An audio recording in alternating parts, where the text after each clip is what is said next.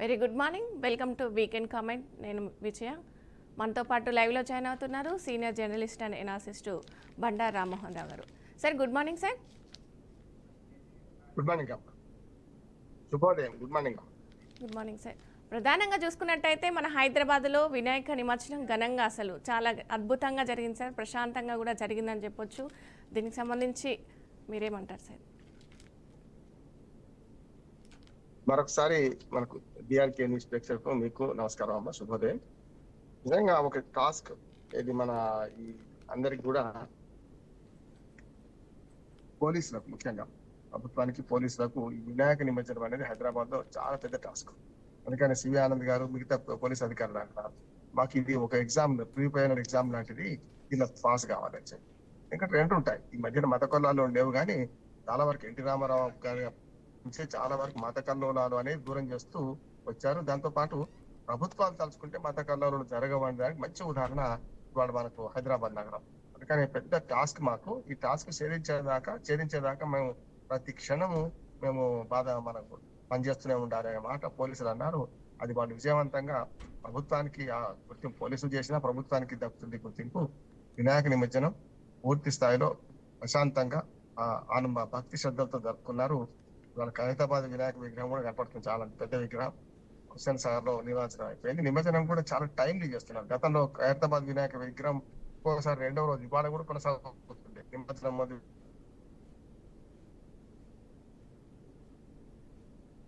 చేస్తున్నారు. సుమారు 50,000 నుంచి 60,000 విగ్రహాలు నిమజ్జనం చేయగలిగిన ప్రశాంతంగా, అంటే ఒక చిన్న ప్రమాదం లేకుండా, చిన్న అపరిస్థితి లేకుండా చేయగలిగినంటే చాలా గ్రేట్. ప్రభుత్వానికి మనం అందరం అంకంగా తీయాలి. అట్లానే జై జై వినాయక, మన వినాయక పోయిరా వినాయక అని అందరూ కూడా ప్రజలు సంతోషాలతో మళ్ళీ వినాయక చవితి కోసం ఎదురు చూస్తూ ఉన్నారు. గ్రామ పాలనా అధికారుల నియామకం రెవెన్యూ వ్యవస్థలో కీలక మార్పులకు దోహదపడుతుందా అని అనుకుంటున్నాం సార్. దానికి సంబంధించి మీరేమంటారు సార్? మంచి పరిణామం. నా ఉద్దేశం ఏంటంటే ఇవాళ నిన్న 5,000 చిల్లర, సుమారు 6,000 దాకా 6,000 మంది గ్రామ పాలనా అధికారులు జీపీఓ అంటున్నారు. దాని పేరు నాకు అభ్యంతరం. అంటే జీపీఓ అంటే జనరల్ పోస్ట్ ఆఫీసు, జీపీఓ అంటే చాలా గ్రామ పంచాయతీ ఆఫీసు ఇట్లా వస్తుంది కదా. అటువంటి అప్పుడు గ్రామ పాలనాధికారులు తెలుగు, దీన్ని ఇంగ్లీష్ లో జీపీఓ ఎందుకంటే, అందుకనే గ్రామ పాలనాధికారులను తెలుగు చేస్తే ఇంగ్లీష్ లో 3 ముక్కలు బదులు ఇంకేదైనా రెవెన్యూ అనే ఒక పదం చేస్తే బాగుండేది నా సూచన. కానీ మంచి పని. ఎందుకంటే గతంలో మనకు తెలంగాణలో ఈ పటేల్ పట్టుబడి వ్యవస్థ ఉండే, ఇంకా ఫ్యూడల్ ఉన్నా కూడా వాళ్ళకు గ్రామ పరిపాలన మీద పూర్తి పట్టు ఉంటుండే. కానీ ఎన్టీ రామారావు గారు అన్నాడు గ్రామ పరిపాలకులుగా ఉన్న పటేలు పట్వాలు, 2 పటేళ్లు ఉండేవాడు, ఒక పట్వారి. మనకు ఆంధ్ర ప్రాంతంలో మునసబు కరణాలు 2 ఉంటే ఇక్కడ పోలీస్ పటేల్ అని అదనంగా ఉండేది. మాలి పటేల్, మాల్ అంటే రకము, ఇట్లా పట్వారి అనేవాడు, కరణాన్ని పట్వారి అనేవాడు, రికార్డ్ మెయింటైన్ చేసేవాడు. ఈ 3 పదవులను ఏకమొత్తంగా రద్దు చేసి గ్రామీణ పరిపాలన మొత్తం అస్తవ్యస్తం చేసింది. నా ఉద్దేశం ఏంటంటే ఆనాడు చర్య మంచిది. ఆ తర్వాత దాన్ని కొనసాగించడంలో, గ్రామ పరిపాలనను మళ్ళీ కొనసాగించడంలో చాలా పొరపాటు జరిగింది. 5 ఏళ్లు బట్టి 5 ఏళ్లు దాని విధ్వంసం జరిగింది. అసలు ఇప్పుడు వాళ్ళ రెవెన్యూ వ్యవస్థలో వాళ్ళ రెవెన్యూ వ్యవస్థలో మన రికార్డులు సక్రమంగా లేకపోవడానికి అది పెద్ద కారణం. నేను ఆయన సమర్థించాను ఎన్టీ రామారావు గారిని. ఏదైతే ఈ పటేల్ పట్టుబడి వ్యవస్థ, ఫ్యూడల్ వ్యవస్థ కొంచెం అవినీతి కూడా ఉందని. కానీ ఏమైందంటే అవినీతి ఉన్నదని చెప్పి ఇప్పుడు ఇంట్లో ఎలకలు ఉన్నాయని ఇల్లు అయితే తగలబెట్టుకోలేం కదా, ఇల్లును బాగు చేసుకోవాలి, ఎలకను చంపాలి. కానీ ఎలకలను చంపే మంది ఇల్లే తగలబెట్టే ప్రయత్నం చేసిండు ఆయన. ఓ రకంగా చెప్పాలంటే ఎన్టీ రామారావు గారి చర్య తర్వాత 5 ఏళ్ల తర్వాత బయటపడ్డది. తర్వాత ఏమైందంటే 5 ఏళ్ల తర్వాత మనకు కాంగ్రెస్ గవర్నమెంట్ వచ్చినాక మళ్ళీ వాళ్ళని విలేజ్ అసిస్టెంట్స్ పేరు మీద ఇట్లా కొనసాగించింది. తర్వాత అనేక సంస్కరణల ద్వారా వచ్చిన సందర్భంలో కేసీఆర్ గారు వచ్చిన తర్వాత మళ్ళీ ఏదో చేస్తానని చెప్పి మెల్లమెల్లగా గ్రామ పాలనా వ్యవస్థను పూర్తిగా ఆగం చేసి ఈ మాట అంటున్నాడు.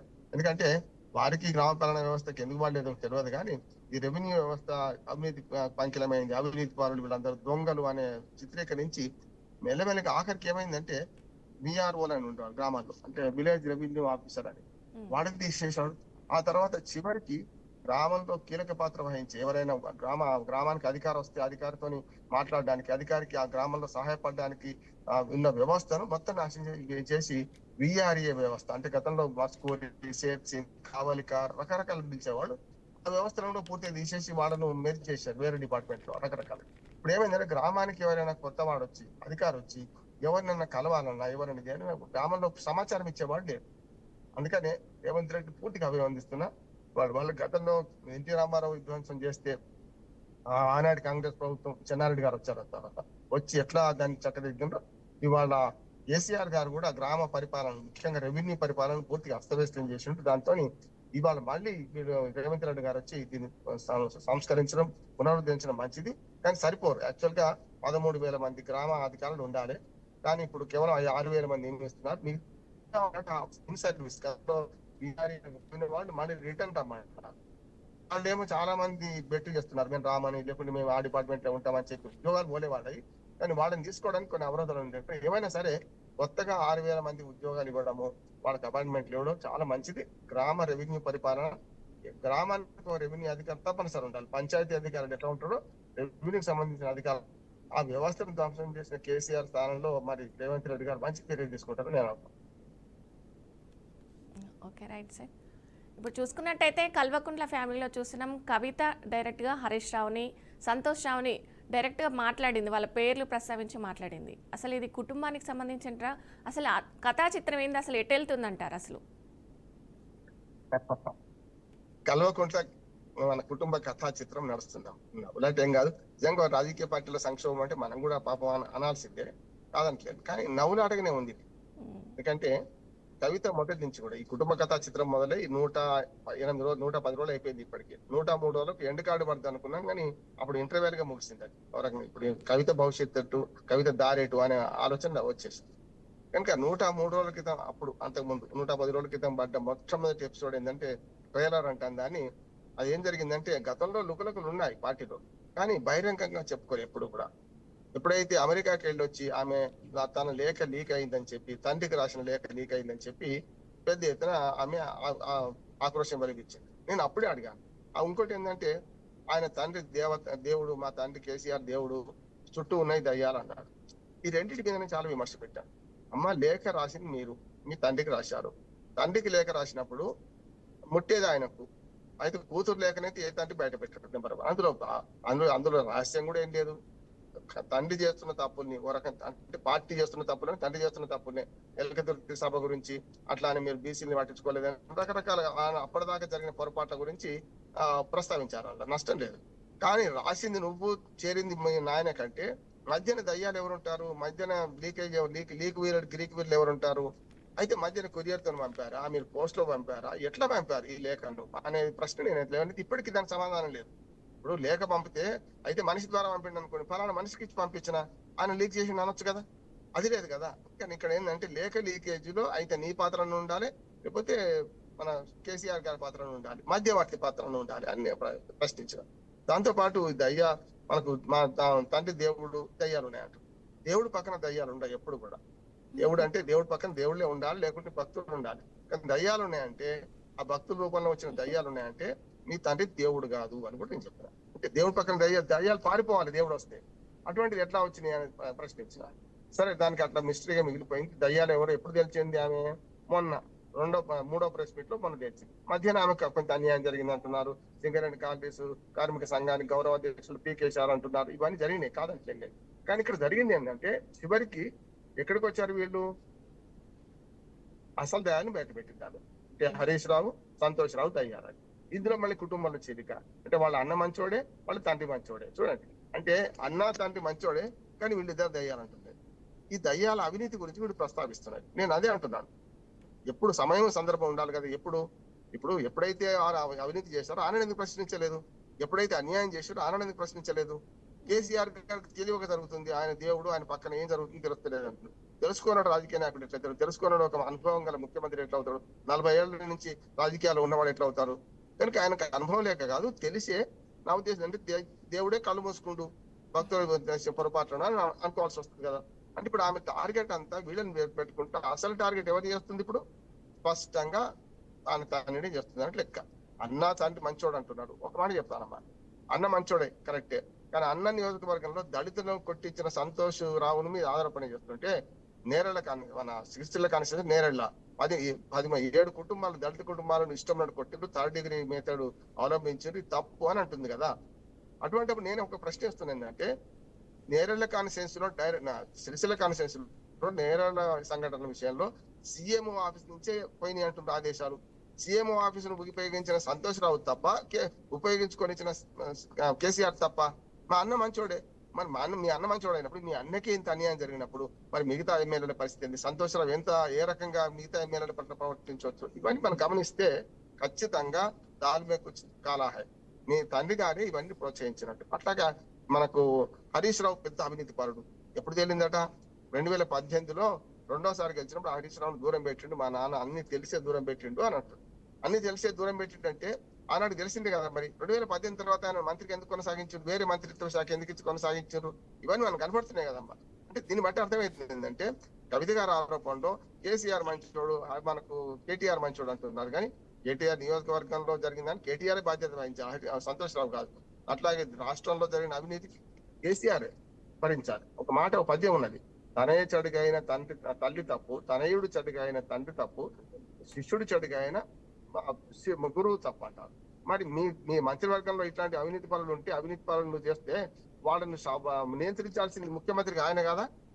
అందుకని ఇవన్నీ ఎట్లా ఉన్నాయంటే ఇప్పుడు చివరికి ఎక్కడికి వచ్చిందంటే ఆమె ఏ పార్టీలో చేరదు, అటు కాంగ్రెస్ ను దూషిస్తున్నది, రేవంత్ రెడ్డి అనుకున్నారు, ఇటు పక్కనేమో ఇటు బీజేపీని దూషిస్తుంది, నన్ను జైల్లో పెట్టింది వాళ్ళు కదా అంటుంది.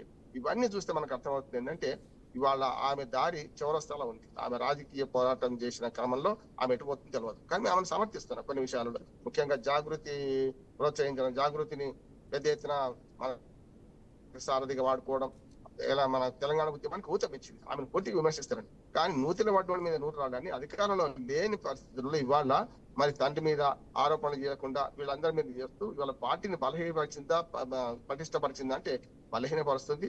నబెటోన్ మీద ముందట నా జారి పడ్డట్టు ఇవాళ పూర్తిగా కవిత చర్యలు ఆమె పార్టీకి ఒక రకంగా నష్టమవుతుంది. ఇంటిలోని పోరి ఇంతింత కాదయ్యా అన్నట్టు కేసీఆర్ గారు మరి కుటుంబ పోరుతోని ఇవాళ పూర్తిగా కునారిలు పోయి కూర్చున్నాడు గుండెల మీద. అంటే తండ్రి గుండెల మీద కూర్చొని గుద్దినట్టే ఉంది. ఇంకోటి ఏంటంటే ఆమె ఏం బాగుంటుందో తెలియదు కానీ రేపు పార్టీ పెడతదా, కొత్త పార్టీ నిర్ణయం తీసుకుంటా అన్నది. కానీ కల్వకుంట్ల కథా చిత్రం, కుటుంబ కథా చిత్రం ఇంటర్వెల్ లో ఉంది. మళ్ళీ రెండో భాగం చూడాలి ఏం చేస్తా భవిష్యత్తు ఏంది. కానీ చాలా మంది పార్టీ నుంచి విడిపోయి ఇట్లాంటి వ్యక్తిగత అహంతోని, వ్యక్తిగత పార్టీ కంటే నేను గొప్ప, దేశం కంటే నా పార్టీ గొప్ప అనుకున్న వాళ్ళు చాలా మంది కూలిపోయారు. అట్లా చాలా మంది పార్టీని విభజించి బయటకు పోయిన వాళ్ళు ఇప్పటికి అన్ని పార్టీలు చెప్తాను చాలా మంది మా అడ్రస్ లేకుండా పోయిన సందర్భాలు ఉంటాయి. అంటే రాజకీయాల్లో హత్యలు ఉండవమ్మా, ఆత్మహత్యలు ఉంటాయి. మరి ఖుద్కుషి చేసుకుంటుందా, మరి మంచి బ్రహ్మాండమైన లీడర్ ఎదుగుతుందా చెప్పలేము. తెలుగుదేశం నుంచి పోయిన మా తండ్రి వాళ్ళ తెలంగాణ ఆకాంక్షల మేరకు పార్టీ పెట్టి సక్సెస్ కాలేదా, 2 సార్లు ముఖ్యమంత్రి కాలేదా, 14 ఏళ్ల పోరాటం చేయలేదా అని చేసి ఉంటుంది. కానీ ఒక విధానం ఉన్నప్పుడు, సిద్ధాంతం ఉన్నప్పుడు జరుగుతుంది. ఏ సిద్ధాంతం లేకుండా నాకు హరీష్ రావు, సంతోష్ రావు వీళ్ళే చేస్తున్నారు అని కుటుంబ సభ్యుల మీద ఆరోపణ చేసి బయటకు పోతే ఇది మీ కుటుంబ వ్యవహారం కాదమ్మా, పార్టీ వ్యవహారం. పార్టీ అంటే ప్రజల ఆస్తి, ప్రజల ఆకాంక్షలు ఉంటాయి అందులో. ప్రజల ఆకాంక్షలు కాలదాన్ని మీరు కుటుంబంలో దోపిడీ దొంగలుగా మారి అందరు సంపాదించుకొని డబ్బులు బ్యాంకుల్లో వేసుకొని లేకపోతే రకరకాల అక్రమాస్తులు సంపాదించుకొని ఇప్పుడు మీ దొంగలు ఓళ్ళు పంచుకున్నట్టు పంచుకొని మీ దొంగలు ఇవాళ పంపకాలలో తేడాలు వచ్చిన వల్ల ఇది జరుగుతుందని చాలా మంది ప్రజలు విమర్శిస్తున్నారు. పూర్తిగా మీ పార్టీ పలచన అయింది. మీ చర్యల వల్ల పార్టీకి లాభం జరిగిందా నష్టం జరిగిందా అంటే మీకు నష్టం జరిగింది వ్యక్తిగతంగా, పార్టీకి నష్టం. అందుకని ఈ కల్వకుంట్ల కుటుంబ కథా చిత్రం ఎంతవరకు పోతుందో చూద్దామా. Okay right sir. ఇంకా చూసుకున్నట్టయితే మారక ద్రవ్యాల మత్తులో బాలబాలికలు, సీఎం రేవంత్ రెడ్డి అంటే ప్రభుత్వం దీనికి అసలు పరిష్కారం చూపిస్తుందా, అసలు ఏంటంటారు సార్? ఖచ్చితంగా చూపించాలండి. ఆయన నిన్న విద్యార్థుల సభలో మాట్లాడుతూ ఆవేదన వ్యక్తం చేశారు. ఇది సరైనది కాదు. మాదక ద్రవ్యాలు పిల్లలకు కూడా దొరుకుతున్నాయి. 8, 9, 10వ తరగతి పిల్లలకు కూడా, హై స్కూల్ పిల్లలకు కూడా దొరుకుతున్నాయి. ముఖ్యంగా ఎదురుగా ఉన్న షాపులలో చాలా వరకు ఇట్లాంటి అమ్ముతున్నారు. ఇవన్నీ చాలా ఆవేదన వ్యక్తం చేశారు వారు. ఇది నిజంగా సరైనది కాదు. ఇప్పటికి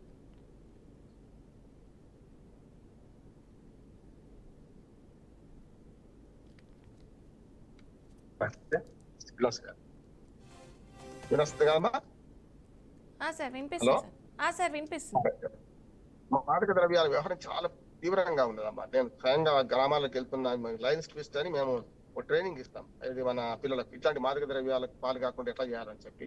నిజంగా చెప్పాలంటే చాలా గ్రామాల్లో అడిక్ట్ అయిన వాళ్ళు చాలా మంది ఉన్నారు. అయితే పరిష్కారం చెప్పలేదు. ఇప్పుడు వారు ఏమన్నారంటే ఈ మాదక ద్రవ్యాలకు అలవాటు పడుతున్నారు, దీన్ని కుట్రను ఛేదించాలా అన్నారు. దాని పరిష్కారం ఒకటి అవగాహన పిల్లలకు కూడా ఈ బాధక ద్రవ్యాలు మంచివి అని చెప్పి. రెండోది ఏంటంటే addiction centre, de addiction centres పెట్టాలి. ఇవాళ మద్యం ఎట్లాగా అంత మానడానికి డి అడిక్షన్ సెంటర్స్ పెడతారో ప్రభుత్వం చేయాల్సిన పని ఏంటంటే మాదక ద్రవ్యాల అక్రమ రవాణా అడ్డుకోవాలి, అది అలవాటు ఉన్న వాళ్ళని మార్చుకోవాలి. రెండు ఉండాలి. ఏమైంది అంటే చికిత్స కంటే నివారణ తెలంగాణలో మాదక ద్రవ్యాలు దొరకకుండా చేయాలి.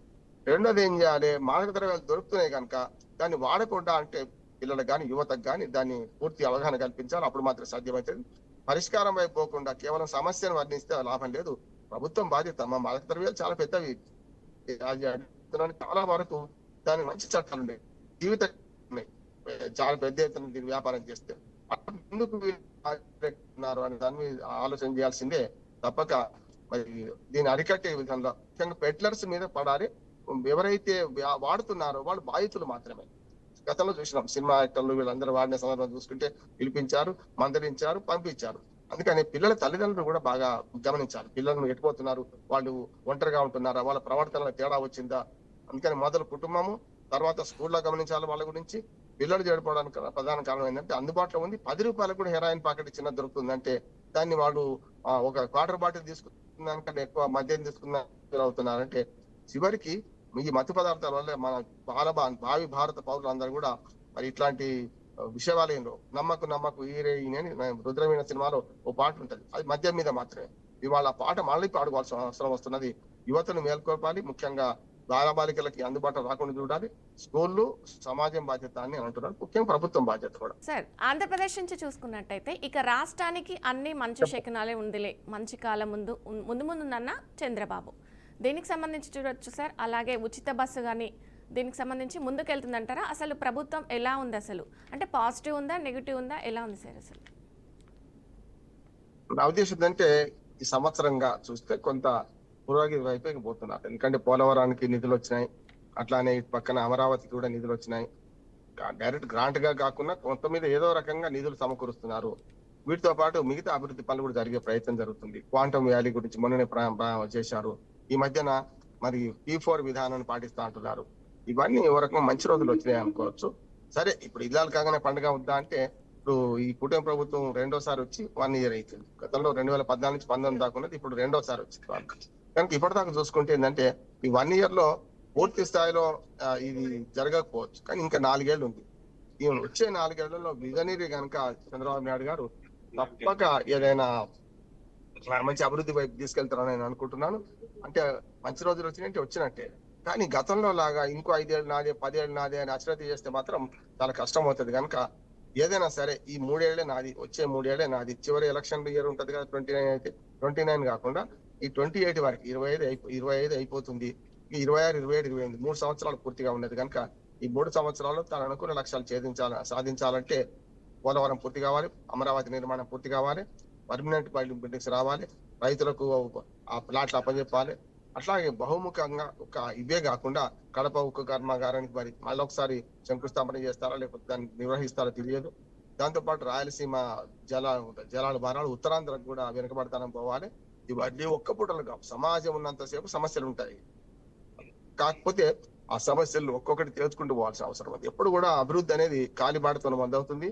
కాలిబాట మట్టి మన బండబాట అవుతుంది, బండబాట మట్టి రోడ్డు అవుతుంది, తర్వాత కంకర రోడ్డు, తర్వాత తార్ రోడ్డు, తర్వాత double road, 4 line, 8 line, 16 lines దాకా వచ్చిన మన అభివృద్ధి ముందుకు దూసుకుపోతున్నాం.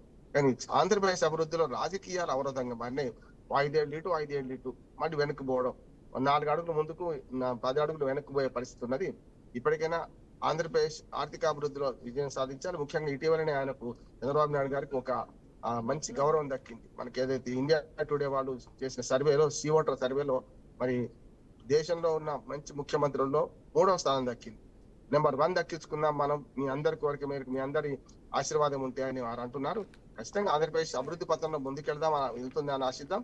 వెళ్లే ప్రయత్నంలో మనందరం సహకరించాలని కూడా ఆశిద్దాం. Okay, right sir. ఇంకా జాతీయంగా చూసుకున్నట్టయితే దీపావళికి ముందే దీపావళి కానుక GST సంస్కరణలు పేద ప్రజలకు మేలు చేస్తాయా? దీనిపై ఏమంటారు సార్? అసలు ఖచ్చితంగా మేలు చేస్తాను. ఎందుకంటే పేద ప్రజలకు మేలు చేస్తాయంటే నేను ఆర్థిక అసమానతలు ఉన్న కాలంలో ఎవరైతే కొనుగోలు శక్తి ఉందో వాళ్ళు కొనుక్కుంటారు వేరు. కానీ అంతిమంగా ఈ మొత్తం మార్కెట్ విలువ పెరిగింది అనుకోండి, అంతిమంగా పేదవాడికి కూడా ఏదో ఒక రకంగా సహాయం అవుతుంది కదా, అది వేరు. నా ఉద్దేశం ఏంటంటే జిఎస్టీ సంస్కరణలు ఎప్పటి నుంచో వస్తుంది. 56వ జిఎస్టీ సంస్కరణలో భాగంగా దీపావళి ధమాకా ఇప్పుడే దీపావళి కంటే ముందు అంటే 22 సెప్టెంబర్ నుంచి అమలు చేస్తామంటున్నారు. కనుక మొన్నటిదాకా ఉన్న 4 స్లాబ్లు, అంతకుముందు 6 స్లాబులు ఉండే, 4 చేశారు. 4 స్లాబుల్ని వాళ్ళు ఇప్పుడు 2 చేశారు. గతంలో 5, 12, 18, 28 స్లాబులు ఉండేది. ఇప్పుడు 25 స్లాబులన్నీ తీసి దాదాపు 18 చేర్చారు. మళ్ళీ 12లో ఉన్న స్లాబులు, 18లో ఉన్న స్లాబులన్నీ చాలా వరకు 5లో చేర్చారు. అంటే నిజంగా చెప్పాలంటే 90% కంటే ఎక్కువ ఆ వస్తువుల మీద ఇప్పుడు 5% ట్యాక్సే ఉన్నది. మిగతా 10% 18లో పెట్టారు. కానీ కొన్ని తప్పనిసరి, ఉదాహరణకు సిగరెట్ ఉన్నాయి అనుకోండి, 40% పెట్టేశారు. అది స్లాబులలో లేదు. ఇట్లాంటి విలాస వస్తువులు, చాలా ఇటువంటి ఆరోగ్యానికి హానికారే వస్తువులు, ఇవన్నీ కూడా వాళ్ళు ఏం చేశారంటే దీనికి మన 40% స్లాబ్ లో పెట్టారు. కానీ ఇప్పటికి కూడా నేను 2 కోరుతున్నాను. ఏంటంటే మద్యం ఒకటి ఈ స్లాబులలో లేదు, అసలు జిఎస్టీ పరిధిలోకి రాదు. అట్లాగే మద్యం ఒకటి మనకు ఇంకొకటి కూడా, ఈ 2 కూడా జిఎస్టీ అంటే రిజిస్ట్రేషన్ స్టాంప్ డ్యూటీ కానీ ఇవన్నీ రిజిస్ట్రేషన్ మన దీనికి రావడం లేదు. అందుకని ఈ రెండింటిని దీనిలోకి చేర్చాలి అవసరం ఉన్నది. మద్యము, అట్లాగే మనకు ఇది ఒకటి, మనకు చమురు అంటే పెట్రోల్ డీజిల్ ఉంది కదమ్మా, దీనికి డీజిల్ చేర్చాలి, దీనిలో జిఎస్టీ చేర్చలేదు. అంటే ఏమైతుందంటే మీరు వాళ్ళ 40, 50, 50, 60 డాలర్లకే పరిమితమైన తక్కువైనా కూడా వాళ్ళు 110 రూపాయలు పెట్టుకుని పెట్రోల్ కొనాల్సి వస్తుంది కదా. దాని కారణం ఏంటి? జిఎస్టీ పరిధిలో లేదు. నిజంగానే జిఎస్టీ పరిధిలో పెంచండి, 25 స్లాబ్ పెట్టండి, 30 పెట్టండి వాళ్ళకి. కానీ వాళ్ళ 10 రూపాయల మద్యాన్ని 100 రూపాయలకు అమ్ముతుంది, 50-60 రూపాయలకు వచ్చే పెట్రోల్ ను 110కి అమ్ముతుంది. కనుక ఈ రెండింటిని జిఎస్టీ చేర్చడానికి రాష్ట్రాలు వ్యతిరేకిస్తున్నాయి, కేంద్రం ఇట్లా వ్యతిరేకి. ఎందుకంటే ఇది బంగారు బాత లాంటిది, రోజు కొడుకుట్టు పెట్టే బంగారు బాత లాంటిది. కనుక దాన్ని వ్యతిరేకిస్తున్నారు. ఏదైనా సరే ఈ సంస్కరణ ఆహ్వానిస్తున్నాను నేను. జిఎస్టీ సంస్కరణ ఎంత మంచివి అంటే ఇవాళ చాలా వాటి మీద 5% ట్యాక్స్ విధించడం. ముఖ్యంగా ఇవాళ రోజు వాడే, మనం రోజు పొద్దున్న బ్రష్, పేస్ట్, మనకు సబ్బు ఇట్లాంటి వాటి తక్కువైనవి. అట్లా వ్యవసాయ ఉత్పత్తుల మీద ముఖ్యంగా ట్రాక్టర్స్, రేపు ట్రాక్టర్స్ దాదాపు ఒక 50,000 రూపాయలు అవకాశం ఉంటుంది. దీంతో ట్యాక్స్ గత 18% ట్యాక్స్ ఇవాళ తగ్గించారు. ఇట్లా ఇవన్నీ చూస్తే మనకు చాలా వాటి మీద, నిత్యావసరాలు కానీ లేకపోతే వ్యవసాయ ఉత్పత్తుల మీద కానీ, కాస్మెటిక్స్ మాత్రం ఎప్పుడైనా ఉంటాయి. కానీ మిగతావన్నీ కూడా నేను చెప్పిన ఒక 5-6 రంగాల మీద ప్రభావం పడుతుంది. ఈ జిఎస్టీ తగ్గించడం అనేది ఆహ్వానించదగ్గది. కాకపోతే దీనికి రాజకీయ కారణాలు కొందరు అంటారు. ఉదాహరణకు బీహార్ లో ఎలక్షన్ల వల్ల తగ్గించారని. ఒక బీహార్ లో ఎలక్షన్ ఉంటుంది, దేశం అంతా కదా జిఎస్టీ సంస్కరణలు. ఇప్పటికీ జిఎస్టీ సంస్కరణల వల్ల రాష్ట్రాలు నష్టపోతాయి. మాకు నష్ట నివారణ చేయాలని మన బట్టి విక్రమార్క గారు అక్కడ పోతే పయ్యావుల కేశవ్ గారు ఆంధ్రప్రదేశ్ ఆర్థిక శాఖ మంత్రి వీళ్ళు కోరిండ్రు. ఇప్పటికి వచ్చే 5 ఏళ్లకు కూడా జిఎస్టీలో ఏమైనా నష్టం అయితే ఇవ్వడానికి కేంద్ర ప్రభుత్వం సిద్ధంగా ఉన్నది. అది కూడా జరగాలి. జిఎస్టీ ఒక మంచి మల్టిపుల్ ట్యాక్సెస్ విధానం కంటే జిఎస్టీ మంచి విధానం. ఇవాళ సంస్కరణల వల్ల మరింత కొనుగోలు శక్తి ప్రజలు పెరుగుతుంది. జాతీయ విద్యా విధానంలో ఇక ప్రైమరీ స్కూళ్లలో అంగన్వాడీ కేంద్రాలు, పిల్లల పుస్తకాల బరువు తగ్గిస్తారా, బ్యాగ్లెస్ డే అమలు చేస్తారా అని కూడా చూస్తున్నాం సార్. దీనికి సంబంధించి అసలు అంగన్వాడీలు ఏ విధంగా వెళ్తున్నాయి, ప్రైమరీ స్కూళ్ళకి సంబంధించి జాతీయ స్థాయిలో ఎలా ఉంది సార్? అసలు నుంచే చాలా రోజుల నుంచి ప్రయత్నం చేస్తున్నాం అమ్మా. మనకు ఏంటంటే అంగన్వాడీ సెంటర్స్ ను స్కూళ్ళకి మార్చడానికి. కాకపోతే ఇదివరకు అంగన్వాడీ సెంటర్స్ కొంత ఇన్ఫ్రాస్ట్రక్చర్ ఉంది కనుక ఆ సెంటర్స్ మూసేయలేం కదా, అది ఇది 2 నడుస్తున్నాయి. కానీ దాని కాన్సెప్ట్ ఏంటంటే మనకు అక్క తమ్ముడు అనుకోండి, అక్కనేమో 5 ఏళ్ళు 5వ తరగతి ఫస్ట్ మన క్లాస్ ఉన్నది, తమ్ముడు 3 ఏళ్లే ఉన్నాడు, అక్కనేమో 5 ఏళ్ళు దాటింది, మొదటి తరగతి జాయిన్ అయింది. ఆ అక్కనేమో గవర్నమెంట్ స్కూల్కి పోతుంది, తమ్ముడు ఏమో అంగన్వాడీకి పోవాల్సి వస్తున్నాయి. ఇద్దరు స్కూల్ పంపడం వల్ల ఇద్దరు కలిసిపోతారు. అట్లాగే ఒకే దగ్గర ఉండడం కాన్సన్ట్రేషన్ కూడా వేరుగా ఉంటది అనే ఉద్దేశంగానే వాళ్ళ ప్రీ స్కూల్ విధానం. అంగన్వాడీ అనేది మన దగ్గర ప్రీ స్కూల్ 3 తర్వాత 5 మధ్యన ఉన్న పిల్లలకి అయితే ప్రీ స్కూల్ విధానం ప్రవేశపెడుతున్నారు. ముఖ్యంగా ఇది జాతీయ విద్యా విధానంలో తీసుకోవడం చాలా మంచిది అంటున్నాను. ఎందుకంటే చాలా మంది 5 ఏళ్ళు దాటితేనే, 5 ఏళ్ళు నిండితేనే గవర్నమెంట్ స్కూళ్లలో ఇప్పుడు మనకు ప్రవేశం ఉన్నది. కానీ ప్రైవేట్ స్కూళ్ళలో ఏముంది, 3 తిండగానే వాళ్ళు చేసుకుంటున్నారు. ఇంకా 3 కాదు 2.5 సంవత్సరాలకి చేసుకుంటున్నారు. అటువంటి అప్పుడు చాలా మంది ప్రైవేట్ స్కూళ్ళ వైపు పోతున్నారు. కనుక ప్రైవేట్ స్కూళ్లు పెరిగి ఇవాళ మొత్తం గవర్నమెంట్ స్కూళ్ళలో 2500 పాఠశాలలు తెలంగాణలో. చాలా ఆశ్చర్యం అనిపిస్తుంది. ఒక్క అడ్మిషన్ కూడా లేదు ఈసారి, ఒక్క అడ్మిషన్ కూడా రాలేదు ఈసారి. అంటే అర్థం చేసుకోవచ్చు మనం. అంటే మన గవర్నమెంట్ స్కూళ్ళలో అడ్మిషన్ లేకపోవడం ప్రధాన కారణం ఏంటంటే ఏజ్ లిమిట్ 5 సంవత్సరాలు ఉంది కనుక. దాన్ని ఛేదించడానికి ఇవాళ గవర్నమెంట్ స్కూళ్ళలో అంగన్వాడీ కేంద్రాలు, ముఖ్యంగా ఈ ప్రీ స్కూల్ ఎడ్యుకేషన్ అంటే మన ప్రీ స్కూల్ 1, 2 అనే సెక్షన్ ప్రవేశపెడుతున్నారు. దానివల్ల స్పష్టంగా ఇవాళ మంచి విద్యలో గవర్నమెంట్ స్కూళ్లకు ఆదరణ పెరిగే అవకాశం ఉంటది. ముఖ్యంగా అంగన్వాడీ స్కూళ్లలో ఆహారం ఇవ్వడం కానీ గర్భిణీ స్త్రీలకు, అంటే అంగన్వాడీది కేవలం స్కూల్ పిల్లలకే కాదు, 3 ఏళ్ల పిల్లలకే కాదు, వాడు ఆ ఊళ్ళో గర్భవతి అయినప్పటి నుంచి మొదలు వారి ప్రసూతి కార్యక్రమం అయిన తర్వాత కూడా, అంతకు ముందు ఆహారం, ఆ తర్వాత కూడా ఆహారం ఇచ్చే పద్ధతి అది ఒక రకంగా ఆరోగ్య రక్ష కింద పనిచేస్తున్నది. దాంతో పాటు పిల్లలను అంగన్వాడీ ద్వారా ప్రీ స్కూల్స్ ను మన గవర్నమెంట్ స్కూళ్లలో మన మెర్జ్ చేయడం అని చాలా మంచిది. ఆ ప్రిమిసెస్ లో ఉంటుంది, మెర్జ్ అంటే కాదు, ఆ ప్రిమిసెస్ లో ఉంటది. ఇప్పుడు ఈసారి దేశవ్యాప్తంగా తీసుకుంటున్నారు. కనుక దేశవ్యాప్తంగా తీసుకోవడం వల్ల ఏమవుతుందంటే గవర్నమెంట్ ఎడ్యుకేషన్ పెరుగుతుంది. ముఖ్యంగా 3 సంవత్సరాల పిల్లలు 3 సంవత్సరాలు దాటగానే ప్రైవేట్ స్కూళ్లలో వేయడం పోతుంది. ఇవన్నీ కూడా మంచి పరిణామాలు.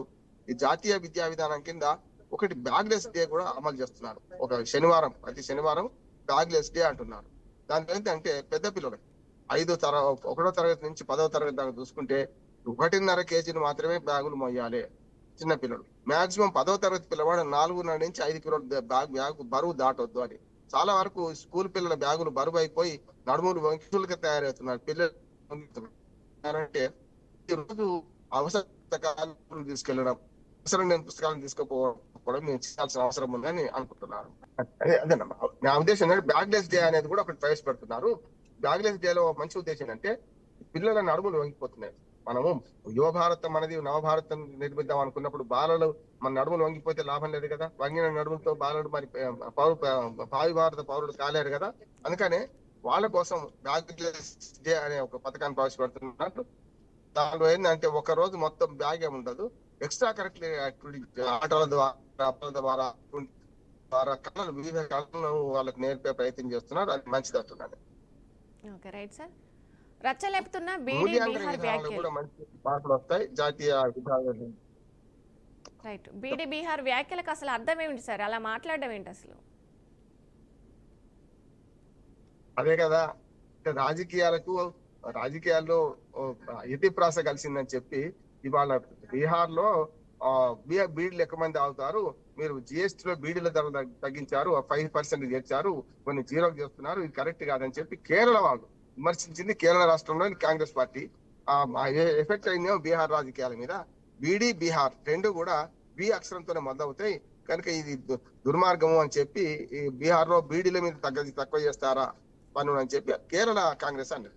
కనుక చాలా తప్పని దాన్ని తప్పుపడుతున్నది. వాళ్ళ బీహార్ రాజకీయాల్లో, రేపు ఎలక్షన్ రాజకీయాల్లో కాంగ్రెస్ కు ఒక పెద్ద బాగ్బాంస్ అయ్యే అవకాశం ఉంటుంది. దీనివల్ల అంటే బీహార్ ప్రజలను బీడీలు తాగే వాళ్ళుగా అవమానిస్తున్నారా, కేవలం బీడీలే తాగుతారా వాళ్ళు అనే, బీడీ సిగరెట్ కి అంత తేడా ఉంటుందని చెప్పి చేస్తున్నారు. ఇది రాజకీయంగా ఒక రకంగా జోకి అనిపించిన ఈ ప్రభావం తప్పనిసరి మా పేద ప్రజలను అవమానించారు, మా బీహార్ ప్రజలను అవమానించారు దాని మీద ఎన్డీఏ కూటమి పెద్ద ఎత్తున ప్రచారం చేస్తున్నాము. అందుకని ఇది చిన్నదైనా సరే రేపు ఎలక్షన్ల పెద్ద ప్రభావం ఉంటుందని అనుకుంటున్నాం. Okay, right sir. ఇంకా అంతర్జాతీయంగా చూసుకున్నట్టయితే చైనా చీకటి వలలో రష్యా భారత్ చిక్కుతుందా?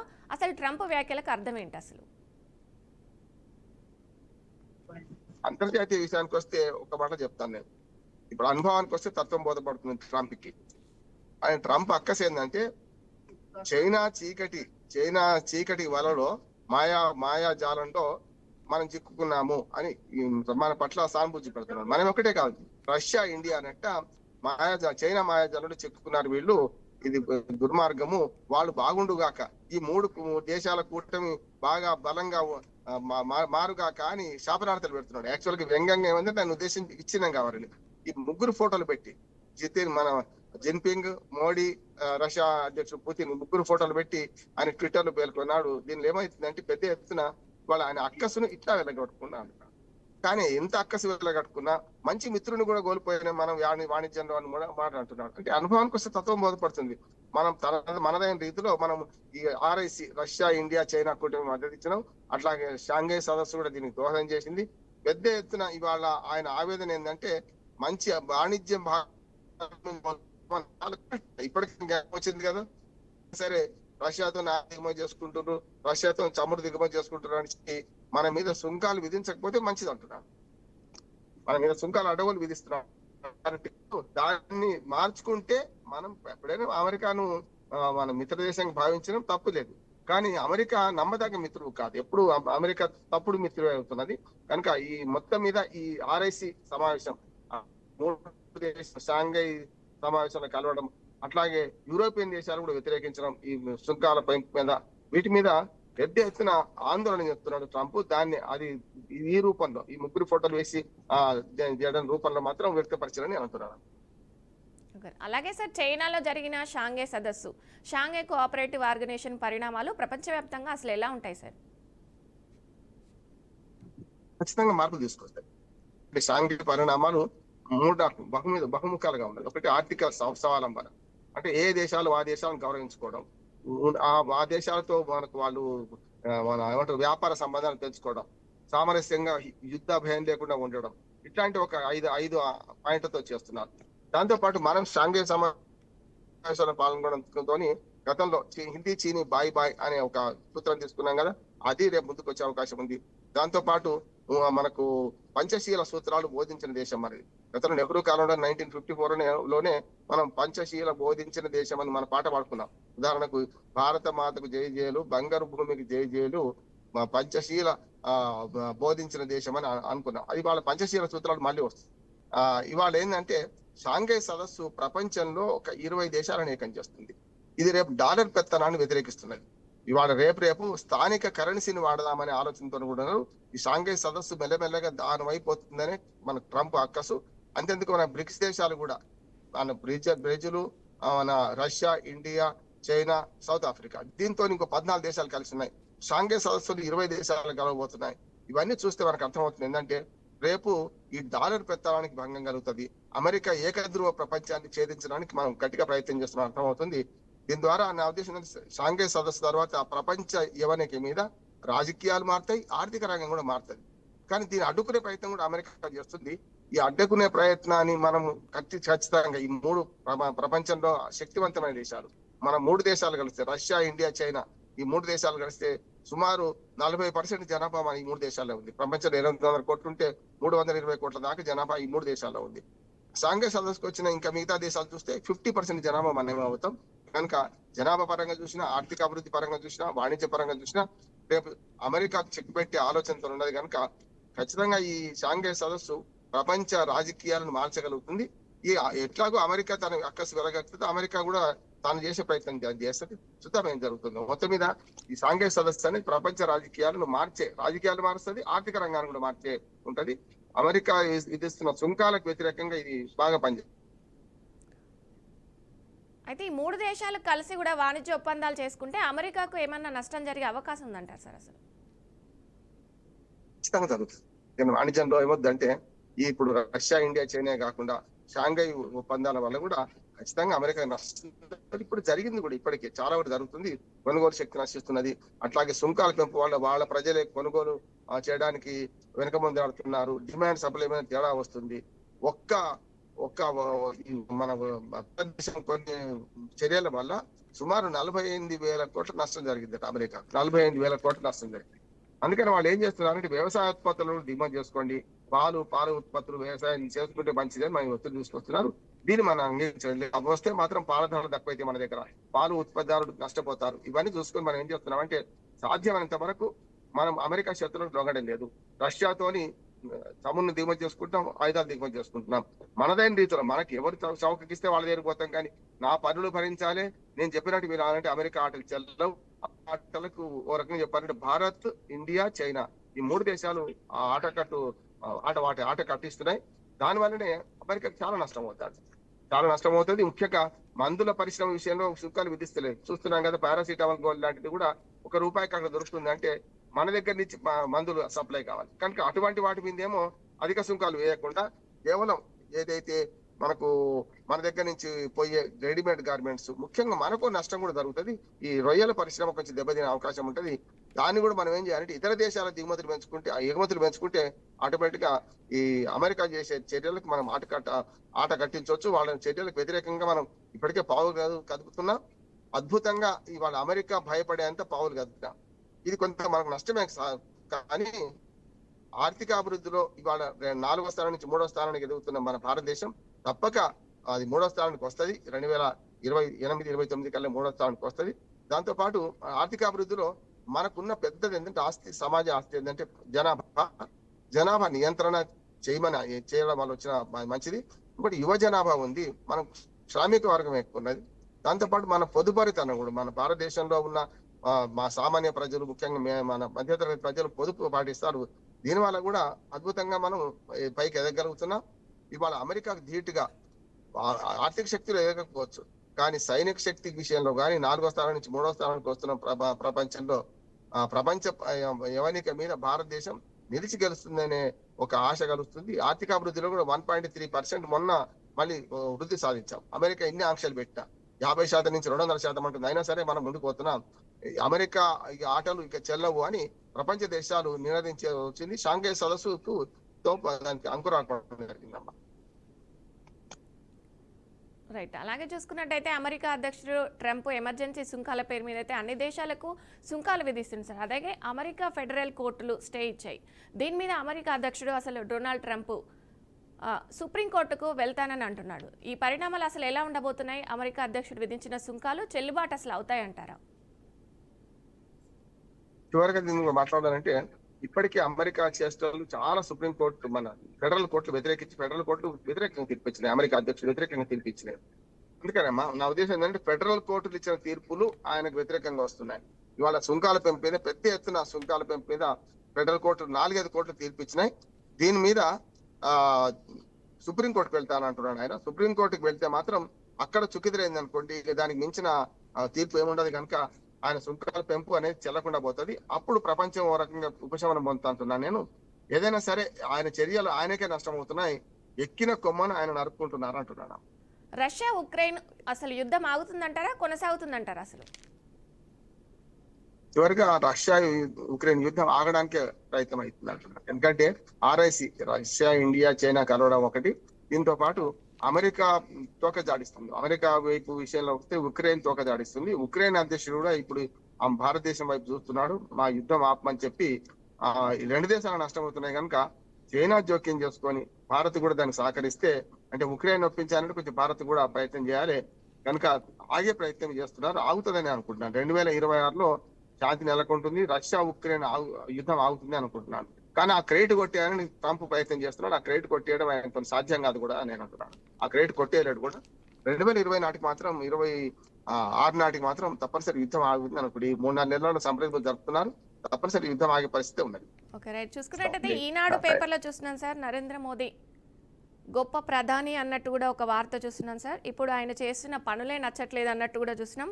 భారత్ అమెరికా ప్రత్యేక బృందం అని కూడా ట్రంప్ మాట్లాడడం జరిగింది. అమెరికా అధ్యక్షుడు సానుకూల దృక్పథం అభినందనీయం. దీనికి సంబంధించి చైనా చీకటి వలలో భారత్ చిక్కుకుపోయిందంటూ కూడా ట్రంప్ ఈ వ్యాఖ్యలు చేయడం సార్ జరిగింది సార్. నేను ఈరోజు పేపర్లో చూసుకున్నట్టయితే దీనికి సంబంధించి మీరేమంటారు సార్? అది కూడా మాట్లాడినామా ఇప్పటిదాకా. అదే చైనా చీకటి వల్లనే మాయాజాలంలో చిక్కుకున్నారు మనకు భారతదేశం అని, భారత్ అట్లాగే రష్యా కూడా చిక్కుకున్నారని మాట్లాడుతున్నారు. అక్కస్తో మాట్లాడే మాట అంటున్నాను. ఎందుకంటే తాను చేయలేని పని వాళ్ళు చేసుకుంటున్నారు. వాళ్ళు ముగ్గురు కలిస్తే తనకు భంగం కలుగుతుంది, తన ఆధిపత్యానికి భంగం అవుతుంది అనే దాని మీద అంటున్నారు. ఈ 3 దేశాలు కలిసి ప్రపంచంలో ఒక పెద్ద శక్తిగా మారితే కనుక తన అక్కసును ఇట్లా వ్యక్తం చేశారు ట్రంప్. మాయాజాలంలో చిక్కున్నారంటే ఇప్పటిదాకా మీ మాయాజాలంలో చిక్కుకున్న దేశాలు మీరు ఏం ఉద్ధరించారు? యూరోపియన్ దేశాలు ఇప్పటిదాకా మీ మాయాజాలంలో ఉంటున్నాయి. ప్రపంచంలోని యూరోపియన్ దేశాల మీద కూడా సుంకాలు విధిస్తూ అడ్డగోలుగా మీరు పనులు వేస్తున్నారు కదా, అప్పుడు కాలేదా కష్టం? కనుక ఈ 3 దేశాలు కలవడం వల్ల చైనా అనేది మీ ఈకలో చాలా దేశాలు ఉన్నాయి. ఇప్పటికి యుద్ధోన్మాదంతో యుద్ధాలను ప్రోత్సహిస్తున్నారు ప్రపంచవ్యాప్తంగా. కనుక ఆయనకి నష్టమే కనిపిస్తుంటది కదా. మంచో చెడ్డో ఈ 3 దేశాలు కలవడం వల్ల ఆయన మళ్ళీ మేల్కొని సుంకాల పెంపును తగ్గించి మళ్ళీ మన భారతదేశంలో స్నేహం చేస్తారంటే ఎవరు వద్దాను. ఇప్పుడు వాణిజ్య సంబంధాలు ఒక్కరోజు తెగిపోగలమా? వాణిజ్య సంబంధాలు మన ఆర్థిక రాజకీయ సంబంధాలు కానీ దేశాల మధ్యన ఒక్కరోజు తెగిపోవు. రాయబారులు ఉంటారు, రకరకాల చర్చలు ఉంటాయి, పరిష్కారాలు ఉంటాయి. పరిష్కారం లేని సమస్యలు 2 ఒకటి వృద్ధాప్యము, 2వది మరణం. ఈ 2 తప్ప ఏవైనా సరే పరిష్కారం ఉంటాయి. చేసుకుంటే మనసుంటే మార్గం ఉంటది. ఇప్పటికైనా అమెరికా అధ్యక్షుడికి వచ్చి తగ్గి మనం సుంకాల విధింపులు తక్కువ చేస్తే మనం కూడా దాన్ని ఆహ్వానిస్తే మనం ప్రమాణంగా మనం వారితో కలిసి పనిచేయడానికి సిద్ధంగా ఉంటాం. రైట్. చూసుకున్నట్టయితే ఈనాడులో చూస్తున్నాం సార్, 15న కామారెడ్డిలో కాంగ్రెస్ బీసీ డిక్లరేషన్ విజయోత్సవ సభ. దీనికి సంబంధించి రాహుల్ గాంధీ, ఖార్గే, సిద్ధారామయ్యలకు ఆహ్వానం, నేడు ముఖ్య నేతలకు సమావేశం అన్నట్టు కూడా ఒక వార్త చూస్తున్నాం సార్. దానికి సంబంధించి ఏమంటారు? ఇంతకంటే హాస్యాస్పదం లేదమ్మా. ఎందుకంటే ఏం ఉద్ధరించారని 2 బిల్లులు పెండింగ్ లో ఉన్నాయి. బిల్లులు చేయడమేనా, లేకుంటే బీసీ జనగణన చేయడమేనా ఉద్ధరింపు? 42% డిక్లరేషన్ అమలైతే అది విజయోత్సవం చేసుకోవాలి. అంటే విజయోత్సవం ఎప్పుడు చేసుకుంటాం? సక్సెస్ అయినప్పుడు. అంటే ఆపరేషన్ సక్సెస్, పేషెంట్ డైట్ లాగా ఉన్నది ఇప్పుడు. ఆపరేషన్ సక్సెస్ ఎందుకు? మేము కులగణన చేసినాం, ఆ తర్వాత దీన్ని తీసుకుపోయి బిల్లులు చేసినాము. ఆర్డినెన్స్ పెండింగ్ లో ఉంది, బిల్లులు పెండింగ్ లో ఉన్నాయి. మొన్న కొత్తగా చేసిన మన చట్టంలో పంచాయతీరాజ్ చట్టం 2018 కూడా బిల్లులు పెండింగ్ లో ఉన్నాయి. ఏది కాకుండా ఇల్లు అలికినాము, పండుగ చేసుకుందామంటే చెప్పలేం కానీ ఇల్లు అలికిండ్రు అంతవరకే. కానీ పండుగ కాదు కదా ఇది. కనుక పూర్తిగా హాస్యాస్పదం.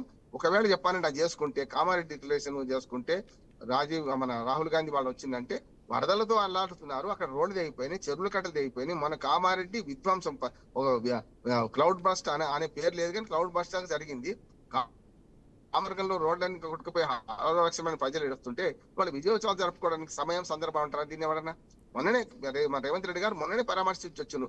ఆనాడు ఆయన హెలికాప్టర్ దిగడానికి కూడా వీలేని పరిస్థితి ఉండే. కామారెడ్డిలో దిగలేక ఎక్కడికో మేడిగడ్డ పోయి చూసి వచ్చింది. అసలు ఒక దగ్గర జరిగితే ఇంకో దగ్గర చూసి వచ్చి మెదక్లో ప్రెస్ మీట్ పెట్టి కామారెడ్డి కలెక్టర్ని పిలిచిండ్రు. ఇవాళ ఇంతకంటే హాస్యాస్పదం లేదు. కామారెడ్డిలో ఉద్ధరించింది వీళ్ళు. కామారెడ్డిలో ఇప్పుడు వరద నివారణ చర్యలు చేసుకోండి. చాలా మంది బురదలో ఉన్నారు. వరద సమయంలో బురద రాజకీయాలు చేసి మరొకసారి ఈ కామారెడ్డి డిక్లరేషన్ విజయోత్సవ సభ చేసుకుంటున్నామంటే అంతకంటే హాస్యాస్పదం ఇంకోట్లేదమ్మా.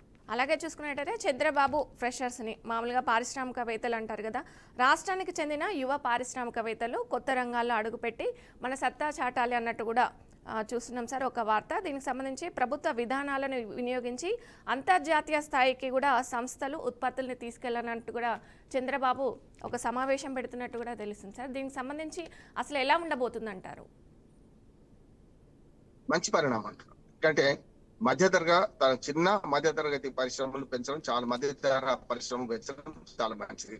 ముఖ్యంగా స్టార్టప్ కంపెనీలు పెంచడం, ముఖ్యంగా పరిశ్రమ రంగాలు, ఉత్పత్తి రంగం చాలా వెనుకబడి ఉన్నాము. చైనా బాగా ముందుకు రావడానికి కారణం ఏంటంటే చైనా ఏమో ఉత్పత్తి రంగంలో ముందుకు పోతున్నది, మనం ఉత్పత్తి రంగంలో వెనుకబడుతున్నాం. పారిశ్రామిక రంగంలో కూడా దాన్ని అరికట్టడానికి యువతను ప్రోత్సహించాల్సిందే. మన ఎందుకు ఇవాళ మన దేశంలో చదువుకొని మన దేశంలో పనిచేసిన వాళ్ళు చాలా మంది విదేశాలకు పోయి సిఇఓలుగా అనేక ప్రముఖ కంపెనీలకు అయినప్పుడు మన వాళ్ళు ఎందుకు కావద్దు? అందుకే చిన్న పరిశ్రమలను, మధ్యతరగతి పరిశ్రమలు ప్రోత్సహించాల్సిందే. అది దానివల్ల ఏమవుతుందంటే లోకల్ గా ఉపాధి దొరుకుతుంది. అందరు కూడా నగరీకరణ పెరిగి అందరు పట్టణాలకు లేకుండా నగరాలకు తరలకుండా ఎక్కడికక్కడ పట్టణీకరణ జరగకుండా ఉంటది, నగరీకరణ జరగకుండా ఉంటది. కనుక ఈ పరిణామం మంచిది. ముఖ్యంగా యువత తమ కాళ్ళ మీద తాము నిలబడ్డాం. చాలా మంది యువతకి ఏముందంటే ప్రభుత్వ ఉద్యోగం దొరికితే మంచిది అనుకుంటున్నారు. ప్రభుత్వ ఉద్యోగాలకు అందరు దొరకవు.